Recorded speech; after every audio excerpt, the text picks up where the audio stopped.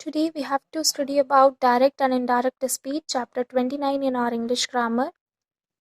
See, first of all, in direct speech, the exact words of the speaker are quoted. And in indirect speech, the words of the speaker are reported with necessary changes in tense, time expressions and pronouns. आज हमें इस chapter में direct और indirect speech के बारे में पढ़ना है. डायरेक्ट स्पीच क्या होता है? When the exact word of the speaker are quoted as it is, then the sentence is said to be in the direct speech. लेकिन reported speech यानी indirect speech क्या होता है? जब हम किसी स्पीकर की सेंटेंस जब हम किसी स्पीकर के वर्ड को अपनी लैंग्वेज में कोट कर रहे हैं, यानी उसमें हम चेंज कर देते हैं टाइम एक्सप्रेशन, टेंस, प्रोनाउन में चेंज करके हम जब उस स्पीकर के वर्ड्स को लिख रहे होते हैं, then that sentence is said to be in indirect speech और reported speech.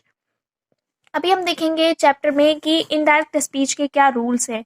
See, first of all, the words of the speaker are not enclosed within quotation mark. सबसे बड़ी पहचान है indirect speech के sentences की कि इसमें जो स्पीकर के वर्ड है वो कोटेशन मार्क में नहीं रिपोर्ट किए जाते हैं. इसके बाद है the conjunction that is usually used between reporting verb and reported speech in indirect speech. Indirect speech को हम लिखते समय जनरली कंजक्शन दैट का यूज करते हैं. For example, you see Rahman said I love music. ये डायरेक्ट स्पीच है क्योंकि इन्वर्टेड कॉमा है और रहमान के वर्ड एज इट इज लिखे जा रहे हैं कि रहमान कह रहा है मुझे म्यूजिक पसंद है. लेकिन जब कोई सेकेंड पर्सन उसे नोट करेगा तो कैसे करेगा? Rahman said that he loved music. Conjunction that use कर रहा है और हम आई का ही कर दे रहे हैं. And you can see that there isn't any use of inverted comma. And the next is the pronoun and the possessive adjectives also change according to subject or object of the sentence in indirect speech. Indirect speech में जो pronounce होते हैं, possessive adjectives होते हैं, वो sentence के according change हो जाते हैं. जैसे she said I don't like tea, तो इसका इनडायरेक्ट क्या हो जाएगा? she said that she didn't like tea. अभी शी यहाँ लड़की है तो आई का शी हो जाएगा इनडायरेक्ट स्पीच करते समय. इसी तरह एक ही वाला एग्जांपल देखते हैं. See, Mark said I am going to meet my mother. Now इसका इनडायरेक्ट क्या हो जाएगा? Mark said that he was going to meet his mother. अब यहाँ पे आई का ही हो जाएगा क्योंकि मार्क एक लड़का है और माई का हिज हो जाएगा. इसी तरह बाकी सेंटेंसेस में भी चेंजेस किए गए हैं, आप पढ़ लीजिएगा. इसके बाद आप देखिए, as the actual words of the speaker were spoken in the past, narrating it in the present needs a change in tense. जब स्पीकर के वर्ड्स जो बोले गए हैं वो बोलते समय तो प्रेजेंट है, लेकिन जब हम उसको रिपोर्टेड स्पीच में, जब कोई सेकेंड पर्सन उसे सुन के रिपोर्ट करेगा, लिखेगा, तो उसमें टेंस का चेंजेस हो जाता है. अब इस जो टेबल बना हुआ है इसमें देखिए टेंस चेंज कैसे होता है. अगर हमारा from direct speech to indirect speech हम पढ़ेंगे, देखिए simple present tense direct speech है तो इनडायरेक्ट करते समय वो सिंपल पास्ट हो जाएगा. अब हमने अपने पिछले चैप्टर्स में पढ़ा है कि सिंपल प्रेजेंट टेंस पहचानने का फॉर्मूला है subject, first form of the verb में एस और ES and object.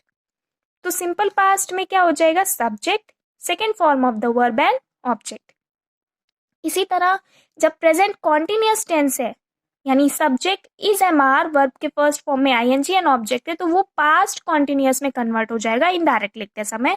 That is subject, was और were, first form of the verb ING and object. Past continuous अगर डायरेक्ट स्पीच में होता है तो वो इनडायरेक्ट करते समय किसी भी टेंस में नहीं चेंज हो जाए, यानी past continuous remains as it is while converting into indirect speech. इसके बाद है simple past tense. Simple past tense is again converted into past perfect tense while writing into indirect speech. इसके बाद है present perfect tense. Present perfect tense is also converted into past perfect tense while reporting in indirect speech.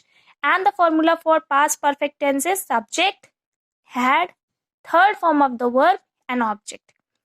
And if the sentence is in past perfect tense, then while converting it into indirect, the tense remains same. यानी past perfect tense को हम past perfect tense he as it is लिखते हैं. तो अभी हमने पढ़ा है कि simple past,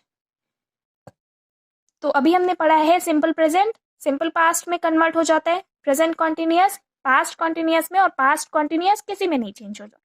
इसके बाद हमने पढ़ा simple past, past perfect में, present perfect, पास्ट परफेक्ट में, एंड पास्ट परफेक्ट टेंस अगर डायरेक्ट स्पीच है तो उसका इनडायरेक्ट भी पास्ट परफेक्ट में ही होता है। अब अगर आपको डायरेक्ट इनडायरेक्ट स्पीच समझना है, if you want yourself to be capable of converting sentences from direct into indirect, then of course you should have a perfect knowledge about tense. आप सेंटेंस देख के ही पहचान जाओ कि वो किस टेंस में है, then only you will come to know कि आप इस सेंटेंस को किस टेंस में फर्दर चेंज करोगे। इसके बाद टाइम एक्सप्रेशंस भी हम चेंज करते हैं, as you can see in the table. Now का देन है, today that day, tonight that night, last weekend the weekend before, the previous week. इसी तरह हम बाकी टाइम एक्सप्रेशंस को भी चेंज करते हैं। इसके बाद कुछ डिमॉन्स्ट्रेटिव प्रोनाउंस हैं या एडवर्ब हैं, उन्हें भी हम क्या करते हैं, इनडायरेक्ट स्पीच लिखते समय चेंज कर देते हैं, जैसे हियर का there, this that, these, those. तो इस चैप्टर में कुल मिलाकर आपको 3 चीज ध्यान में रखना है। पहला क्या है, टेंस, दूसरा टाइम एक्सप्रेशन, और उसके बाद प्रोनाउंस का चेंजेस हम कैसे करते हैं। यही 3 चीज समझना है। टेंस की जानकारी पूरी होनी चाहिए। सेंटेंस आप देखेंगे और उसे इनडायरेक्ट स्पीच में कन्वर्ट करने की जितनी ज्यादा प्रैक्टिस करेंगे उतना ही आप इस चैप्टर को अच्छे से समझ पाएंगे। सबसे पहले चैप्टर की रीडिंग कर लीजिएगा। अगर नहीं समझ में आ रहा तो टेंस को दोबारा रिवाइज कर लीजिएगा and then try to do the exercises. These are very easy. Good day.